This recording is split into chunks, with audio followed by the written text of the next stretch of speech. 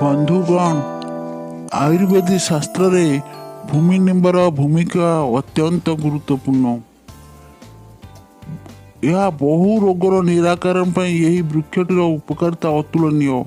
आपणकर रोग थाऊ कि न थाऊ यही गछर काढ़ा पीले आपण निश्चय सुस्थ शरीर लाभ करिवे। यही वृक्षटीर उपकारिता आम शरीर पाई अत्यंत लाभदायक। यार बहुत भल गुण अच्छी। यह आंटी ऑक्सीडेंट एंटीबायोटिक यह कोलेस्ट्रोल कमी थाए एवं डायबिटीज यार रामबाण सदृश। ये मेलेरिया ज्वर होइतिले यार काढ़ा पीले ज्वर निराकरण होता है। यही गचर छोट छोट फूल फुटी थाए। यार मंजी देखंतु यह मंजी फाटिक तुलसी गछ परी अनेक गुड़िया गछ होता है। आजिकली आपणक बारी बगीचार ये गछटी देखा पाउथिबे। या केतक स्थान रे काला माघ्य कहती।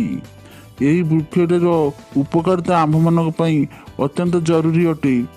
कोरोना समय रे यार काढ़ा पी अनेक निराकरण होइछंती। यार पत्र डाल यार मंजी सब सुखाई या गुंड करी अनेक दिन पर्यंत आप रखिपारे। हाथ कुंडाई हेउथिले यार पत्र को बाटी लेपन कले आमर कुंडिया रोग भल होता है। भोक लागु नथिले यार पत्र रस पीले भोक लगी थाए। लिभर जेकोसी समस्या देखा होइतिले यार पत्र रस पीले लिभर समस्या दूर होता है।